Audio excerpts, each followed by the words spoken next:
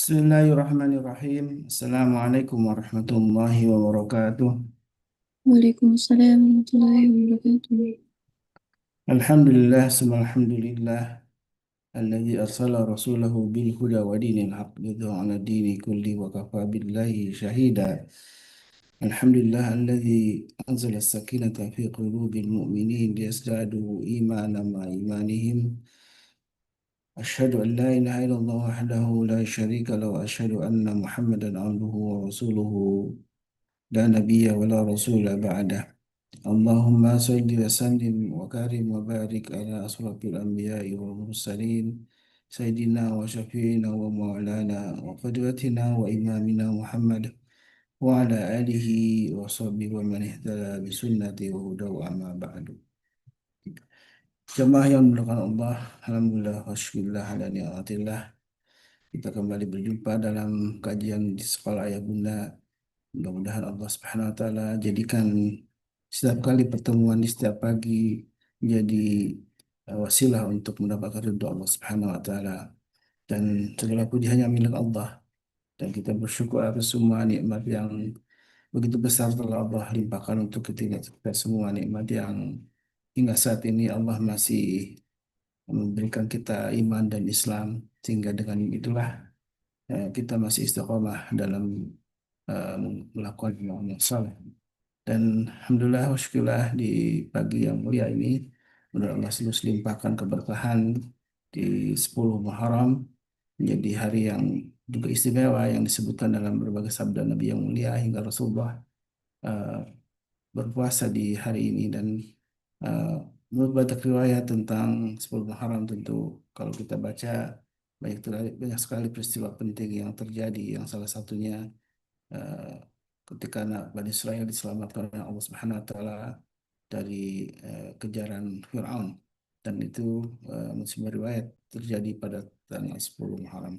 Salat dan salam tentu senantiasa kita aturkan kepada Nabi kita baginda Rasulullah alaihissalam, juga untuk keluarga beliau dan para sahabatnya, dan mudah-mudahan kita termasuk umatnya yang insya Allah kelak akan mendapatkan syafaat dari beliau. Amin ya Allah ya Rabbal Alamin. Jamaah yang bukan Allah, di pagi ini di kajian Allah Ayah Bunda bersama Abah Ruli dan Sadodi Al-Jamari yang biasanya menemani kita, berhubung beliau masih dalam pemulihan. Untuk kita doakan mudah-mudahan Allah Subhanahu wa taala segerakan kesehatan untuk beliau dan Allah angkat penyakitnya, sehingga kita bisa kembali berjumpa dalam majlis ilmu bersama beliau. Dan tentu amal-amal kebaikan inilah yang salah satu bentuk takzim kita terhadap para guru adalah doa. Doa inilah yang menjadi senjata bagi orang beriman. Nah, doa silahul mu'minin, begitulah kata Rasulullah SAW. Dan doa yang terus kita lanjutkan, tidak hanya untuk para guru, juga para sahabat semuanya, dan tentu untuk keluarga kita masing-masing. Dan doa yang tidak terdengar bahkan disebutkan oleh Rasulullah SAW menjadi doa yang mustajab, doa yang apalagi di pagi hari, Masya Allah ya, di pagi hari, di pagi yang mulia di 10 Muharram, dalam majlis ilmu yang Allah turunkan sakinah, rahmatnya, dan juga para malaikat mengaminkan doa-doa kita, maka jangan sampai kita lupakan untuk selalu eh, menghiasi lisan kita dan hati kita dengan doa-doa untuk para sahabat semuanya. Dan di pagi ini insya Allah tema yang seperti di share oleh admin ya, insya Allah kita akan membahas tentang sebuah tema yang menjadi lanjutan ya, tentang fatalisme yang kalau antara fatalisme dan kesadaran yang bagi kita tentu menjadi bagian yang eh, menghadapi berbagai persoalan dalam kehidupan ini, dan bagaimana kita menghadapinya, lebih khusus untuk urusan keluarga.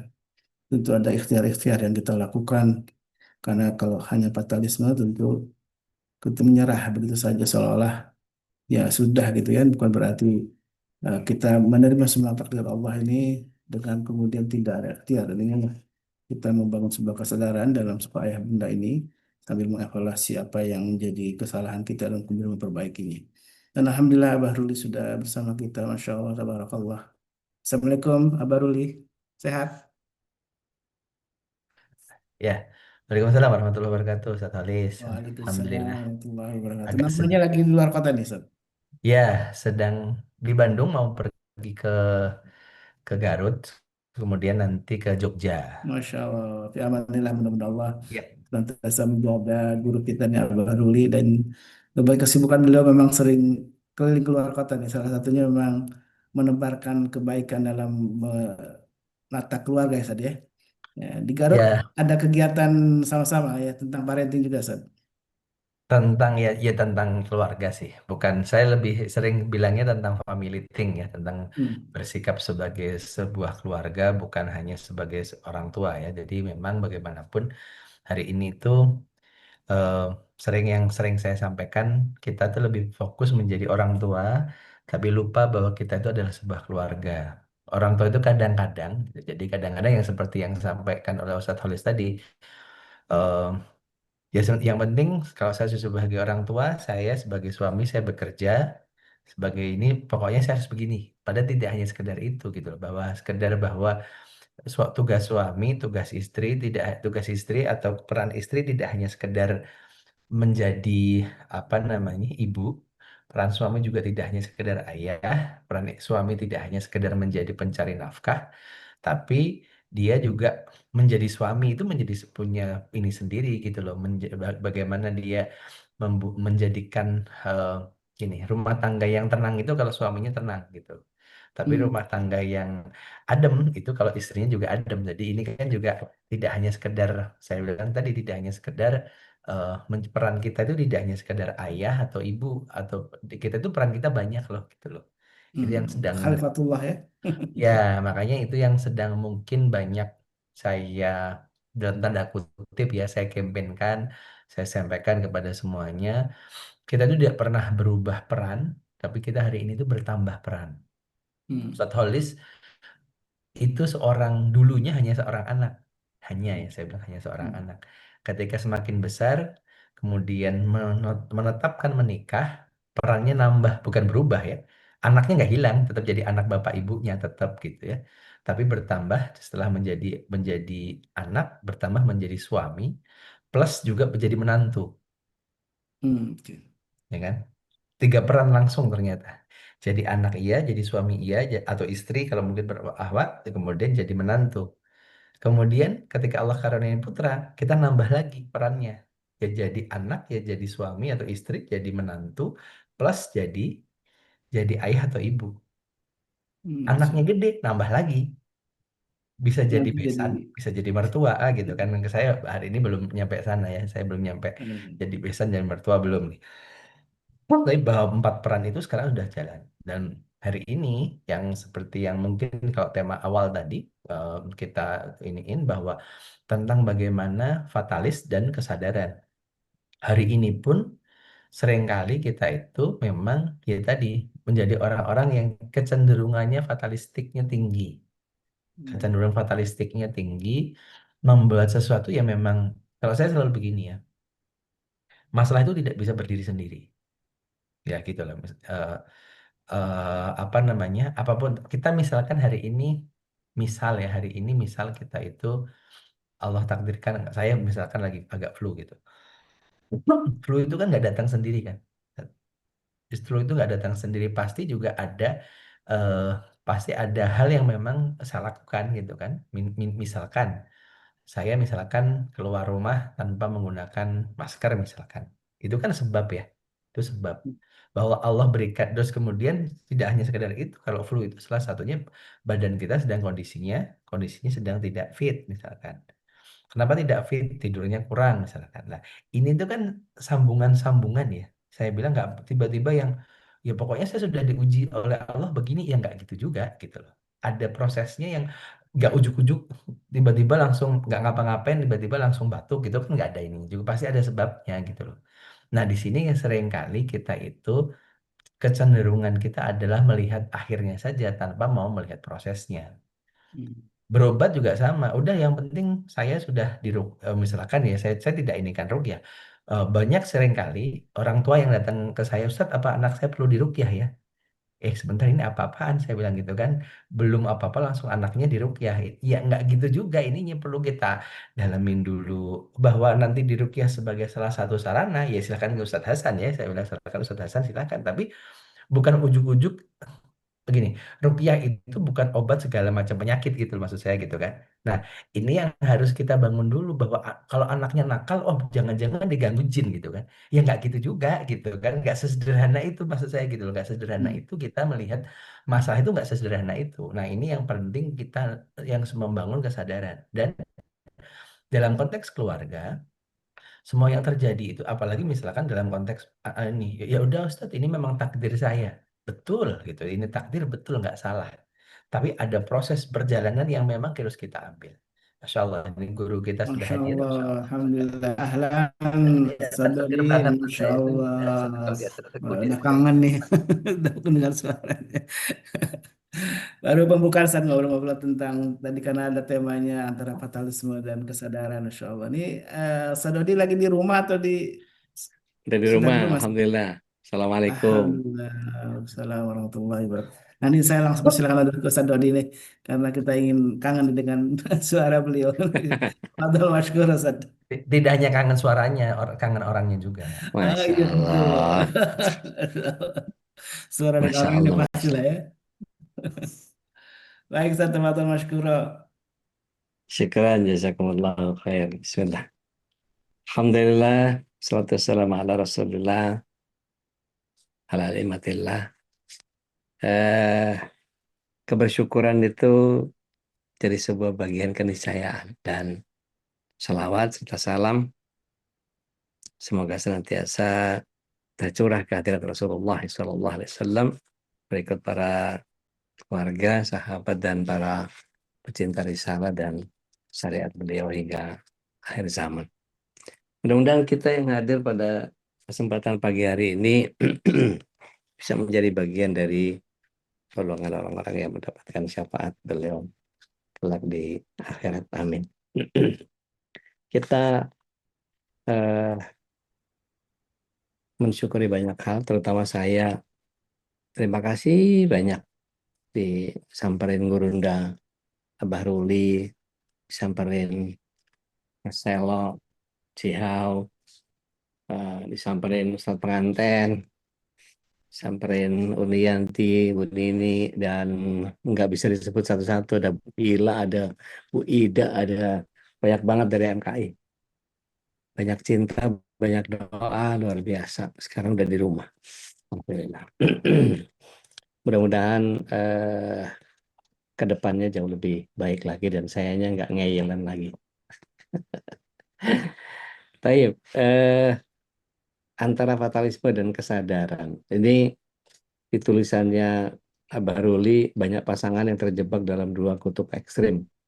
Satu sisi ada yang terlalu fatalis, menikah karena yakin itu ibadah, dah gimana gimana nanti aja. Ya saya sih trial and error yang begini, tanpa pernah menyiapkan diri untuk tanggung jawabnya. Di sisi lain ada yang terus menunda dengan alasan belum siap sampai akhirnya nggak pernah berani melangkah alias kenyik atau punya kepengecutan. Padahal jalanin aja. Sebetulnya lebih kepada mengadaptasi apa yang akan terjadi itu lebih apa ya, kemampuan untuk kita agile, untuk kita menyesuaikan diri itu justru di situ kesiapan kita. Dan menurut Abaruli pernikahan bukan sekedar yang penting jalan, ia menuntut kesadaran mau dibawa kemana keluarga ini, apa yang ingin dibangun bersama, karena tanpa kesadaran pernikahan akan jadi ajang benturan ego. Dan kesadaran ini membuat pernikahan bukan sekedar peristiwa akad, melainkan proses panjang membangun rumah tangga. Menurut saya, Ustaz, kalau saya melihat bahwa pernikahan itu kita mesti bisa berpikir dengan pola main catur. Satu langkah ke depan itu sudah bersiap tentang 16 risiko yang akan terjadi di depan. Dan kalau Grandmaster itu mikirnya begitu saya masuk satu, dia langsung punya visi 16 langkah ke depan. Jika dia masuk ini, saya maju ini. Jika dia masuk ini, saya maju ini. Dan seterusnya itu, dan 16 step ke depan sudah dia betul desain. Perlu begitu banget gak sih? Bismillahirrahmanirrahim. Ya, jadi kalau kita nanti ngomong iya, nanti mereka pada takut, Seth. Waduh, kalau saya ngomong iya, waduh, nanti berarti harus ini bahwa kita harus bersiap dengan segala kemungkinan iya. Nah, di sini nanti peran tawakalnya di sini, sebenarnya peran tawakalnya di sini. Ya, Cuma bahwa kita tidak boleh hanya sekedar jalan gitu loh. Tidak hanya sekedar jalan, kita harus punya tujuan, kita harus punya target, kita harus punya sesuatu yang dituju. Itu yang menjadi yang menjadi apa namanya, yang menjadi kata kunci yang dari tadi sebenarnya kalau Ustadz kita mau mulai bahwa ada yang nikah itu memang ya sudah pokoknya kan perintahnya nikah, hmm. perintahnya nikah, pokoknya nikah. Nanti Apapun ya, apapun apapun ya. iya, ya. Ya itu benar nggak salah gitu nggak salah Ya, kita menjalankan perintah Rasul sebagai salah satu sebagai sunnah Rasul dan sebagai memang memang apa namanya sebagai sebuah kewajiban atau sebuah perintah ya nggak ada masalah nggak salah tapi bahwa yang mungkin tadi awal saya sampaikan Sat, ya. peran kita di dunia ini nambah nggak berubah tapi nambah Hmm. yang saya sampaikan tadi kayak Ustadz Holis dulu atau saya atau panjenengan atau semua di sini dulu hanya sebagai perannya sebagai anak istilahnya banyak Ya, nerima.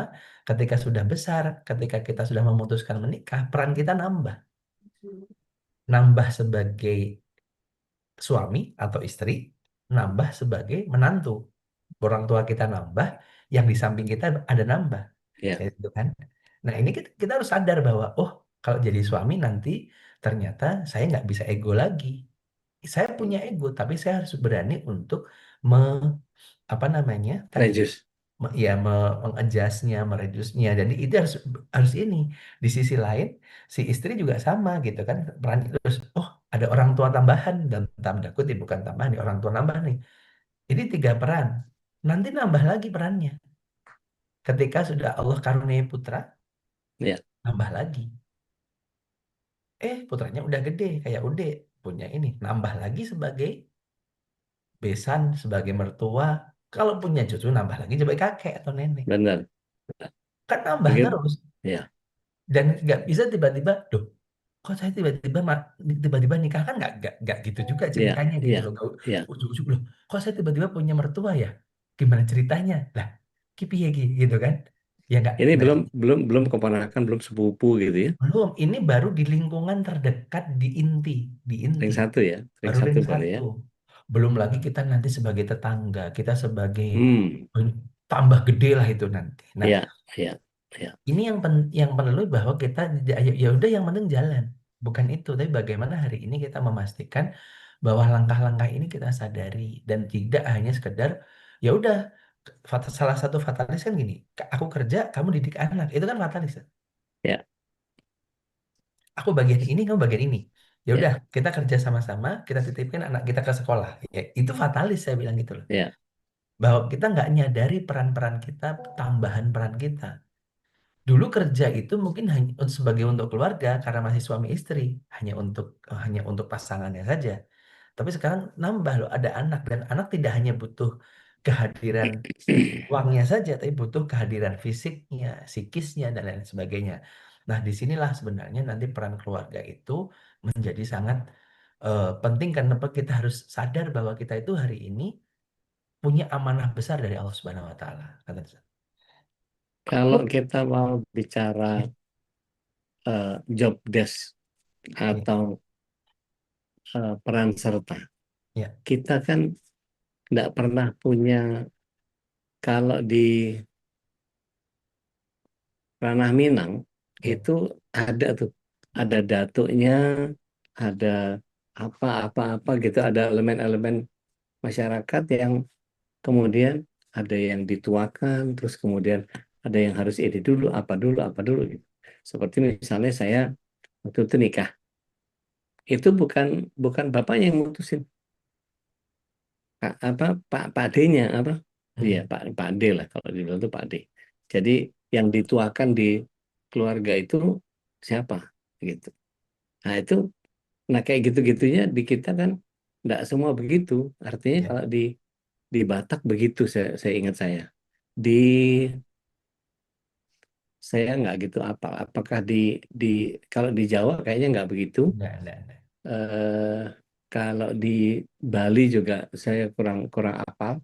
Tapi ada beberapa wilayah suku-suku kayak Toraja, kayak Bugis itu ada yang begitu juga. Jadi elemen masyarakat itu punya punya peran-peran gitu. Ya, Tapi maksud saya gini, kalau misalnya setiap orang punya tupoksi begitu, apakah memang sepertinya kita harus punya apa ya?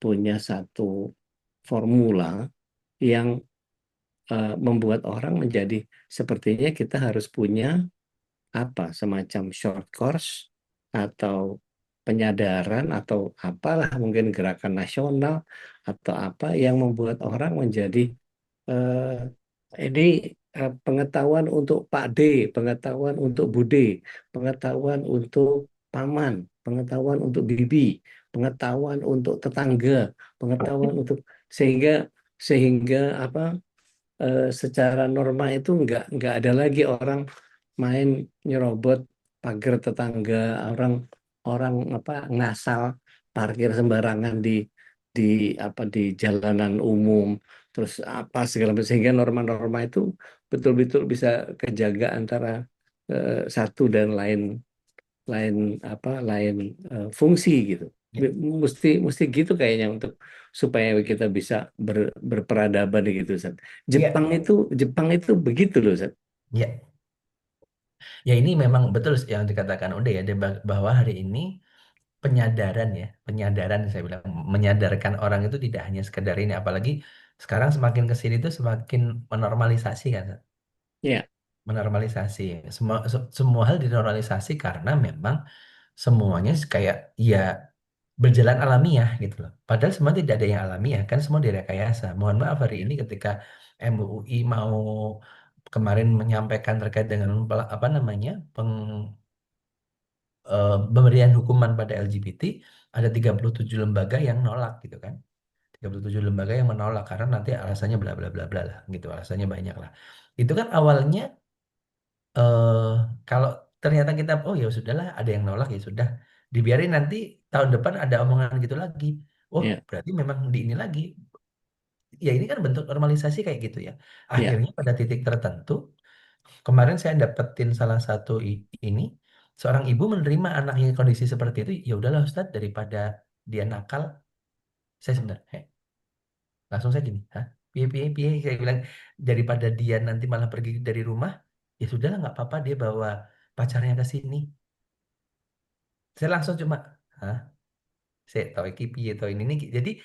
Jadi karena memang di, dipapar terus, yang sebelah sini nggak ada yang mapar gitu loh. Dan itu yang terjadi. Ini yang terjadi hari ini kan. Makanya kalau memang kalau di gerakan, kalau tadi ngomongnya adalah suatu ini bahwa semua harus tahu perannya masing-masing. Ini tuh harus memang kita semuanya harus sekarang harus mengkampanyekan itu gitu. Harus mengkampanyekan itu, harus menyampaikan itu ke seluruh ini. Sebagai seorang ayah, tugasku tuh ini. Sebagai seorang paman, aku juga punya peran. Nah, ini sebenarnya yang tadi kalau kemarin sempat kita bahas sempat sedikit ya di di bulan Dzulhijjah kemarin sempat yang tulisan saya terkait dengan ya, Nabi Ibrahim dan Nabi Ismail. Ada yang menanyakan ke saya, Ustaz, tapi bukannya Nabi Muhammad tidak punya ayah? Bukan tidak punya, Nabi Muhammad ayahnya meninggal di beliau masih kecil. Nah, ayahnya meninggal sebelum ini ya, kita beliau masih ini. Nah, kemudian tetapi ingat ada peran kakek di sana yang mendidik beliau, ya, ada peran pamannya yang mendidik beliau, ya, dan akhirnya beliau tahu, oh ternyata sebagai seorang suami seperti ini tugasnya. Karena pada waktu dia melihat langsung, oh kakekku itu ketika dengan keluarganya kayak gimana? Bagaimana pamanku Abu Thalib dengan kondisi segala macam kekurangannya, beliau itu masih bisa mendidik putra-putrinya. Nah, ya, ini yang menjadi akhirnya, oh ternyata tugas itu menjadi akhirnya bisa bergeser ya. Nah, kayak tadi sebenarnya nih akhirnya, kenapa pamannya yang memutuskan secara secara ini, bukan memutuskan sebenarnya kan, kadang-kadang perlu orang di luar garis yang memang bisa melihat helikopter view. Kadang-kadang kita sebagai orang tua itu kalau udah anak minta itu kadang-kadang ya tadi ya udah deh gitu loh. Iya, Nggak bisa mikir, nggak bisa mikir adem, nggak bisa mikir tenang, akhirnya kalah sama dalam banyak beberapa orang tua yang kalah sama anaknya ya, istilahnya kalah dalam artian tadi ya sudah deh. Nah, kenapa ada pihak selain yang penting? Oh, saya tahu, saya ini dilihat dulu, dilihat bibit bebet bobot lah kalau bahasa kitanya kan gitu, dilihat juga iya, karakternya segala macam. Jadi akhirnya kenapa dia di luar garis langsung? Karena di luar garis langsung kadang-kadang dia lebih lebih objektif. Nah, ini yang disebut sebagai relasi. Bagaimana kita merelasikan, dan relasi itu tidak hanya bicara tentang ya tadi ya, ada ke samping, ada ke atas, ada ke bawah. Nah, ini yang iya, sebenarnya hari ini kita seringkali ya udahlah, karena ini bukan keluarga kita nggak usah diurus. Yang penting kita selamat, kan nggak bisa gitu. Hari ini itu bahwa kalau Allah takdirkan ada kejadian bencana, kan nggak bisa misalkan ya bisa saja ya sekampung misalkan yang rumah kita yang dilewatin tok gitu kan nggak gitu, karena kalau sudah ada kejahatan yang ini ya semuanya akan kena semua, mau soleh mau iya, nggak soleh ya kena semuanya gitu benar, gitu satu. benar. Baik. Eh, saya berpikir meskipun sulit Ya, untuk menyadarkan eh, ke banyak orang, setidaknya kita bikin sesuatu yang membuat orang menjadi sepertinya kita harus bergerak bersama gitu. Karena mm, selama ini kita kalau udah punya musuh bersama itu kayaknya enak gitu ngerjainnya kayak lebih kompak ya, gitu. ya, Ketimbang setiap orang punya PR sendiri-sendiri gitu.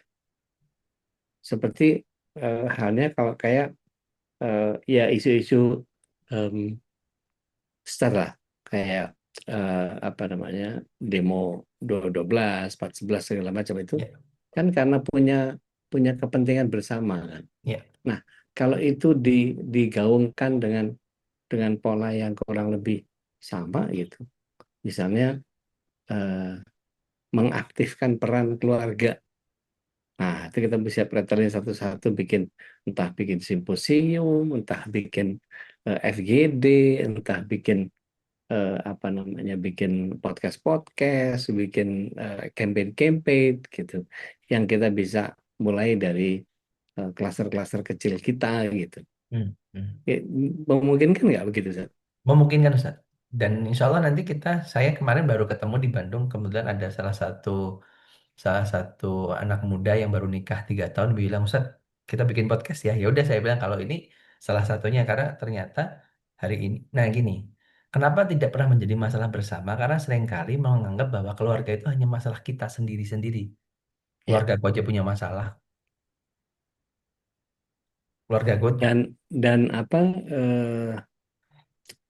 variannya terlalu luas.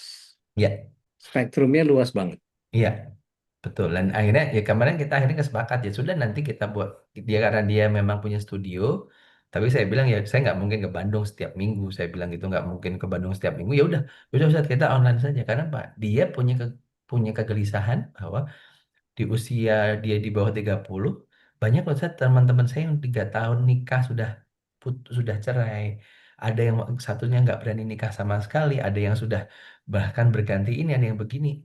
Kita itu jadi sekarang itu kayak bahkan nikah lama itu kayak jadi hebat ya kalian gitu loh. Jadi tapi saya jadi takut sendiri gitu kan, jadi takut sendiri. Saya bilang, 3 tahun lah, kita udah 18 tahun, dia 19 tahun, ada 20 tahun, ada yang ini.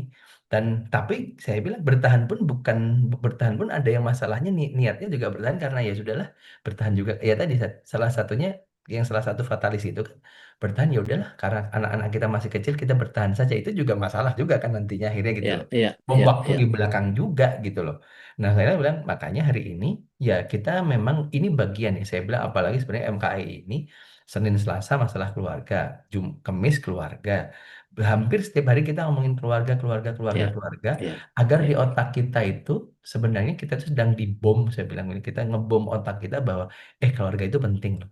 Keluarga itu bahkan Allah itu kalau dalam ininya peran keluarga itu banyak banget. Salah satunya nanti bagaimana suami harus mengatakan wa anfusakum wa ahlikum naro, dan mungkin di sisi lain bahwa keluarga itu ikatan emosionalnya kuat sampai Allah dalam Al-Quran nanti tuh kamu juga ke surga itu bisa ngajak loh, bisa ngajak, bisa bersama keluarga, tapi syarat ketentuan berlaku. Kenapa yang diomongin keluarga, bukan orang lain, bukan nanti kamu bisa bawa apa pimpinanmu ke surga lo, nggak gitu, tapi keluarga. Kenapa? Karena ikatan emosionalnya itu sangat luar biasa. Dan itu yang menurut saya jadi, wah, ini menjadi sangat ini banget ya, yang jadi sangat penting banget. Nah, cuma memang tadi ada yang merasa bahwa yang tadi Ustadz sampaikan, oh spektrumnya luas, karena memang boro-boro ngomongin orang lain, saya aja hidup aja udah puyeng tentang kerja aja nggak beres-beres, ngapain harus ngurusin keluarga orang? Bukan ngurusin keluarga orang. Jadi harus dicek ya, ini bukan kita ngurusin keluarga orang. Tapi kita dengan kita campaign terhadap keluarga, bagaimana kita ngomong peran-peran keluarga itu sebenarnya kita memastikan ya kita di ku anfusakum wa ahlikum naro. Kita hari ini memastikan itu karena kita juga nggak bisa baik sendirian. Ustaz Dodi di kompleknya nggak bisa hanya sendirian jadi baik, gampang. Karena anaknya juga pasti bergaul dengan tetangga-tetangganya. Benar.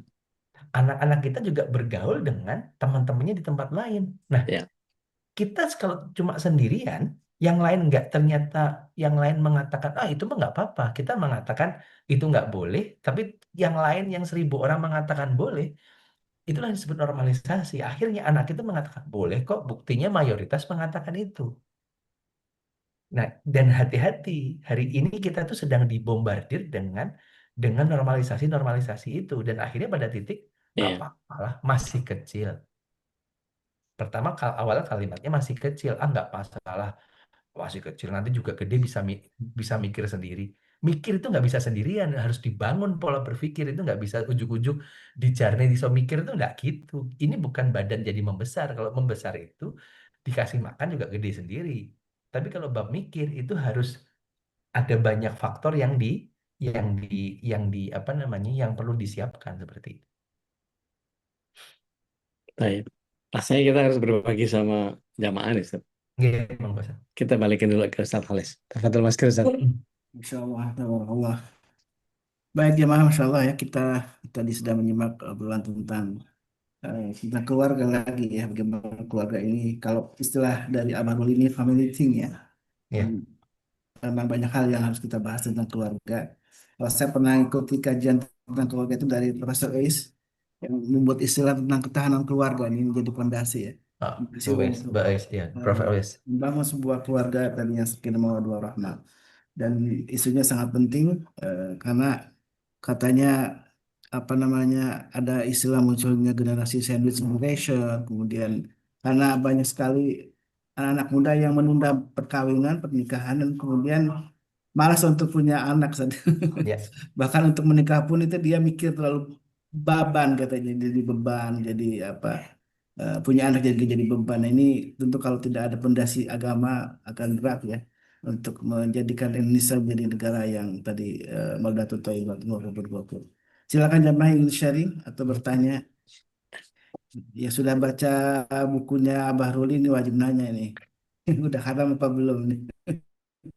Nggak usah nanya juga nggak apa-apa, orang itu teman aja, teman. Nah, ini memang Iya. sekarang yang saya sampaikan tadi, yang peran-peran itu terutama di peran internal, sebelum nanti ada yang ini ya, yang sedang ditulis banget tuh yang terkait tadi bagaimana relasi diri, bagaimana kita sebagai seorang anak, sebagai seorang seorang diri, sebagai seorang anak, sebagai orang tua, sebagai menantu, sebagai ya semua itu coba dibelanjengin lagi karena di Family Growth belum saya detailkan karena ini lebih masuk lagi ke sana. Insya Allah doakan akhir tahun ini bisa launch. Ya Rab. Amin. Ya Allah Amin. insyaallah. Kak Dina, Iya, monggo Mbak Din. Mbak Dina silakan. Assalamualaikum warahmatullahi wabarakatuh. Waalaikumsalam warahmatullahi wabarakatuh. Udah cukup staycation di Primayanya. Cukup lah. Alhamdulillah. Maaf ya Ude nggak nengok ke sana. It's Soalnya okay. Eyang yang main ke sini, insya Allah. Wes tak wakili Mbak, aman Mbak. Oh iya, tadinya mau ke Bekasi, cuman Eyang ngasih kabar Eyangnya mau yang ke Wonogiri, jadi nggak ke Primaya. Gitu. Afwan, izin tanya gitu ya. Tadi kan Coach Ruli banyak membahas tentang yang terkait peran tadi ya gitu. Saya lebih ke terkait switch peran itu sendiri, Coach gitu. Jadi saat kita switch peran itu, gimana agar kita nggak kagetan. Kagetan dalam arti kadang apa yang kita jalani di kehidupan kita gitu kadang nggak seindah plan kita gitu. Hmm. Ya, saya sih look in dari cerita kehidupan saya sendiri gitu. Kadang Hmm. switch peran itu yang banyak mengagetkan kayak dari anak jadi ibu, anak jadi istri, istri jadi ibu jadi apa gitu, jadi single mom sekarang gitu. Nah, itu kan switch peran ya, switch Ya, peran itu yang kadang nggak sesuai dengan plan yang sudah kita impikan gitu, yang ya. dream yang kita bangun dulu gitu. Kadang Allah tuh ngagetin dengan takdir-takdirnya gitu di tengah jalan gitu. Nah, biar kita nggak kagetan itu tuh apa aja yang harus kita siapkan selain pastinya ilmu ya Ya, untuk ya. kita menjalani itu semua gitu. Jadi Ya, agar kita menjalaninya itu lebih lebih smooth. Kalau tadi udah sampaikan sedikit kesindir sih udah tadinya nyampein pengecut tadi gitu. Kadang saya pribadi ngerasa seperti itu gitu. Jadi kita karena switch perannya itu yang kadang kagetan tadi, yang tiba-tiba itu kadang kita jadi pengecut, pengecut dalam artian gini kita belum nyoba aja kita udah ada rasa khawatir, kita udah ada rasa takut gitu. Padahal ya wes lah jalani aja sebenarnya kan gitu gitu. Nah mohon nasihatnya terkait switch peran yang kadang unpredict di dalam kehidupan kita. Mungkin itu aja. Jazakallah khair. Mbak Yaki. Nanti Sehat semua ya Ude. Amin. dari sudut pandang saya, nanti dari sudut pandang mungkin lebih pada psikis dan ininya, Mbak ya. Eh, dan indahnya takdir itu kan di situ ya. Indahnya takdir itu di situ. Saya sudah bahwa takdir itu kalau semua sudah kita bisa predik gitu kan. Semua predik itu udah nggak indah, nggak ada indahnya lagi gitu. Saya kemarin matur ke UD. Ustaz, saya sebenarnya itu saya di minggu kemarin itu saya diminta ke Bekasi untuk ngisi acara. Tapi saya nggak mau, saya bilang gitu. Saya nggak mau. Ternyata Allah takdirkan saya minggu ini ke Bekasi itu untuk salah satunya ketemu jenengan di Primaya. Saya bilang gitu. Itu kalau ininya loh, ya, ya sederhananya ya, saya bilang sederhananya itu ternyata ketika saya nolak ke salah satu ini dan saya menerima ini, oh ternyata ada hal lain yang Allah siapkan untuk saya. Cuma kadang-kadang kita ini kan maksa ya. Kita itu pengennya semua itu seperti yang kita inginkan gitu loh. Ketika semuanya ini kita inginkan, ya nggak salah ya kalau kita punya keinginan itu wajar-wajar saja ya. Nggak salah, cuma bahwa hari ini kita gini, membangun kesadaran itu eh, membangun optimisme itu kesadaran dan optimisme itu memang bagian dari Allah perintahkan. Tapi ingat bahwa semua itu harus dikelilingi dengan ketawakalan. Nah, ini sebenarnya menurut saya menjadi sesuatu yang perlu perlu eh, kita apa namanya? Kita jaga. Dan kalimat semua akan indah pada waktunya itu bagi saya juga enggak juga gitu loh, enggak juga gitu. Karena apa? Semua akan indah kalau kita maknai. Berarti bukan pada waktunya, apa ketika kita memaknai. Nah, memaknai itulah sebenarnya peran-peran kesadaran. Sadar. Nah, kayak ini menjadi penting bahwa ketika kita setiap pagi bangun dengan kemudian Allah, kenapa Allah juga memberikan apa namanya, memberikan perintah kita sholat, kemudian juga Rasulullah SAW mencontohkan kita untuk zikir pagi, itu kan untuk membangun kesadaran itu bahwa hari ini keberserahan kita dari pagi sudah dibangun dan nanti akhirnya apa? Kita berharap keberkahan itu kan membangun kesadaran-kesadaran terus bahwa oke, saya ini khalifah, tapi saya itu Abdullah. Saya itu khalifatullah yang harus memakmurkan bumi, tapi di satu sisi saya itu Abdullah yang memang semuanya itu gimana Allah juga. Nah, ini tuh memang nggak sederhana, Mbak. Dan nggak bisa hanya diomongin. Sama semuanya kemarin, qadarullah saat saya setelah dari ini lagi di Maghfirah, Bang, Maghfirah apa itu kemarin? Apa tempat itu? Iya, maaf ya. Maghfirah. Setelah itu ada yang datengin Iya, saya, Ustaz, saya sudah 10 tahun menikah, saya belum punya anak. Kan saya nggak bisa mengatakan sing sabar ya, iya. kan nggak bisa ngomong gitu saya. Dikamplangi saya kalau ngomong sabar sabar, ya kan? Kenapa? Saya udah punya dan saya nggak bisa mengatakan oh eh, kenapa Allah uji saya dengan nggak punya putra ya? Jadi saya jawaban saya nggak tahu lah gitu kan. Orang saya bukan yang ngasih ujian gitu kan. Tapi kan juga akhirnya saya nggak bisa mengatakan sing sabar ya. Nanti pasti Allah ngasih yang indah. Kan nggak bisa juga ngomong begitu karena saya nggak ngerasain. Saya cuma oke, saya hanya bisa mengatakan terus langkah jenengan bagaimana? Jenengan mau ngapain? Nah, kenapa saya begini? Saya cuma ingin, oke, ayo kita berpikir. Kamu mau ngapain setelah ini? Nah, di situ kan, saya mau poinnya mau di situ, monggo dengan Ustadz yang baru ngerasain dicuci darah. Ya, iya. Jadi kalau saya lebih melihat begini, eh, kemampuan kita untuk agile, untuk apa namanya, untuk beradaptasi, untuk mempersiapkan segala sesuatunya dengan kan secara global sederhana. Ibadah yang paling gampang itu kalau nggak sabar ya syukur gitu aja kan. Sesimpel itu gitu. Dan itu dibilang sama Rasul SAW itu salah satu keajaiban orang beriman. Nah, tidak akan pernah muncul sabar dan syukur kecuali orang yang beriman. Jadi kalau kita beriman, apa yang nggak bisa disabari, apa yang nggak bisa disyukuri. Hmm. Jadi ya tunjukkan bahwa kita beriman gitu.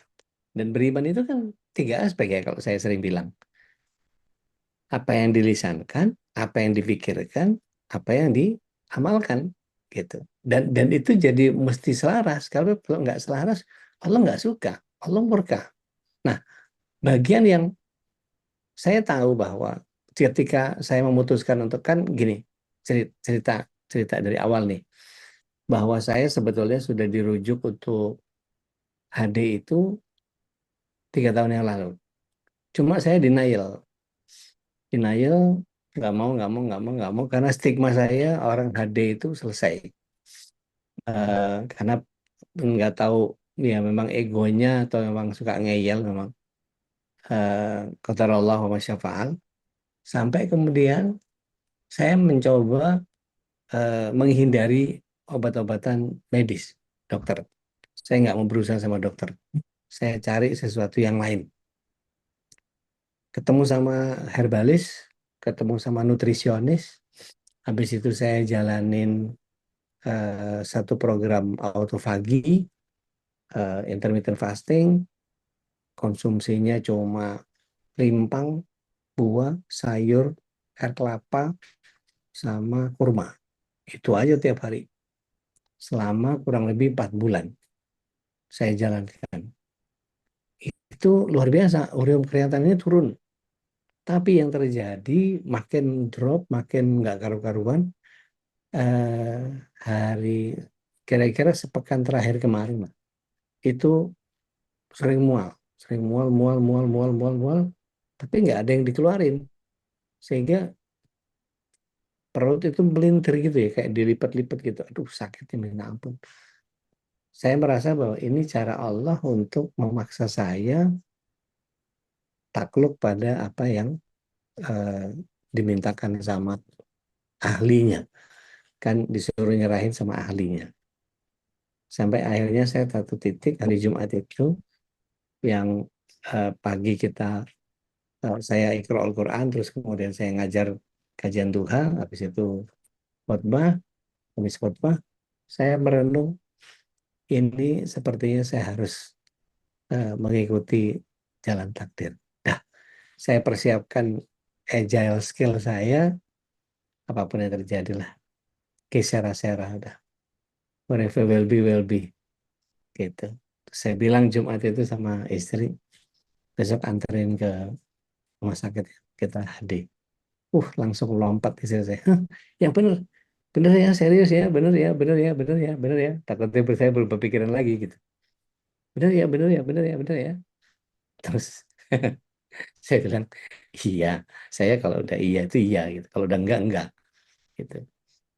Iya. Wah, dia seneng banget. Habis itu ngontak ngontak dokter, nyiapin ini itu apa segala macam. Udah besok pagi saya datang ke situ dirujuk. HB-nya cuma tinggal 5 dari 12.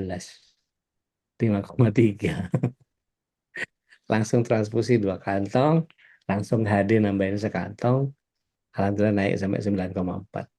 Terselamatkan di injury time. Jadi ketololan saya, ego yang luar biasa ini ternyata bisa digempur dengan pola agile skill itu. Jadi kemampuan saya melakukan adaptasi itu. Jadi kalau Mbak Din tanya tadi apa yang mesti agile sih? apapun gitu. Jadi suka nggak suka kita nggak bisa, kalau istilahnya gini, nakhoda yang cerdas itu adalah nakhoda yang tidak terlalu bergantung kepada arah angin. Jadi eh,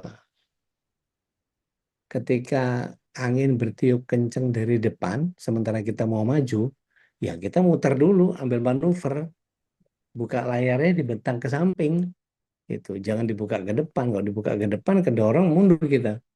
Tapi kalau kemudian kita ngambilnya agak muter, berarti ada taktis kita untuk membuat kemudi kapal bisa ambil sekian dengan kemiringan tertentu dan seterusnya, tapi kapalnya terus tetap maju, gitu.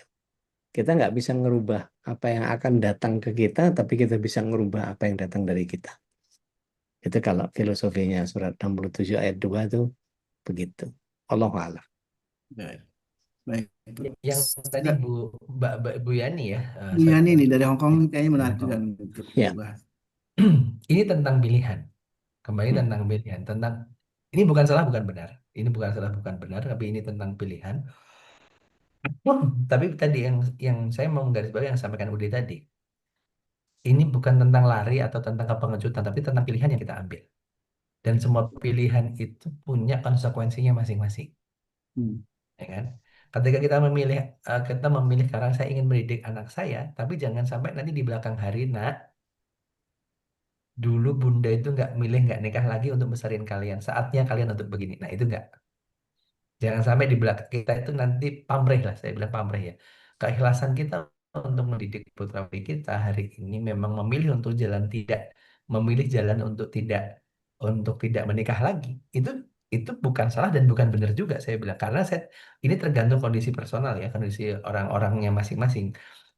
Sepupu saya setelah 20 tahun beliau tidak menikah, akhirnya kemarin beliau menikah. Dulu waktu masih usia 30-an, suaminya meninggal, kemudian beliau hampir 20 tahun, kemudian kemarin beliau menikah, saya bilang, alhamdulillah. Dan prosesnya cukup panjang ya, dan ada juga yang ternyata sampai akhir ujung hayatnya beliau tidak menikah lagi, nggak ada masalah juga gitu loh.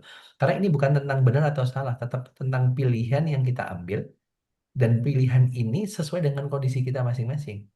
Kalau eh, memang apa namanya, memang itu menjadi, dan tadi ya saya bilang ya ini bukan karena fatalis ya, nanti ketakutan gitu kalau nanti saya nikah lagi nanti begini-begini, kalau nanti nggak apa kalau nggak nikah lagi juga nggak ada masalah, ya ada masalah, mau nikah lagi ada masalah, nggak ada menikah lagi juga masalah, nggak ngambil keputusan apapun juga masalah. Nah berarti hari ini kita juga harus ya, tadi udah, wah saya udah begini ya, akhirnya tadi mengambil keputusan itu perlu, dan tadi ya perlu kesiapan dan sebagainya, dan bukan karena memang benci, bukan karena ini, bukan karena itu, gitu.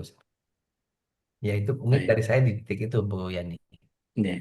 Kalau dari saya, Rasulullah SAW bilang gini, an-nikah sunnati, man raghibati an sunnati falaysa minni. Menikah itu sunnahku, barang siapa nggak suka sama sunnahku, bukan dari golonganku. Nah, tinggal direnungkan saja. Kita nggak mau menikah itu karena nggak mau ikut sunnahnya Rasul, atau alasan yang lain, gitu. Karena gini, kalau misalnya Mbak Yani kemudian berpikir bahwa saya kalau kalau menikah lagi itu mesti ngurusin suami, mesti ini, itu suuzonnya duluan atau husnuzonnya duluan. Nah, itu pilihan-pilihannya. Nah, terus kalau misalnya gini, saya melihatnya malah, saya kalau nikah nih, nah gitu. Jadi malah malah husnuzonnya yang saya ambil gitu. Malah saya melihat bahwa sepertinya kalau kemudian saya menikah nih, saya akan menemukan gitu banyak keindahan yang saya munculkan, saya akan dapatkan, dan apa istilahnya kalau saya bilang tuh mestakung gitu, semesta semesta mendukung gitu. Jadi kalau secara sistemik pernikahan itu menyenangkan, dan ternyata betul begitu saya menikah itu, wah, masya Allah enaknya cuma sedikit, sisanya tuh enak banget gitu. Oke, Tedian, enggak Tedian. Ya, syukran Dek. Assalamualaikum warahmatullahi wabarakatuh. Waalaikumsalam. Aduh, senang ngeliat udah seger lagi. Alhamdulillah. Doanya Ya, Teteh nih. amin. Dek, ini sebetulnya pertanyaan dari teman aku ya. Eh, apa yang harus dilakukan seorang istri kalau seorang suami itu melakukan kesalahan yang sama gitu berkali-kali, tapi si istri itu udah memaafkan, terus dia berbuat lagi, nggak tahu sampai berapa kali, nggak tahu ya. Terus tapi dalam pernikahannya itu si istri merasa hambar gitu loh. Jadi dia melayani suami bukan karena jadi karena kewajiban aja gitu, bukan kebutuhan gitu. Sementara si suami itu diminta sama istrinya untuk menikah lagi, dia nggak mau gitu. Itu gimana Ude? Itu aja Ude pertanyaannya.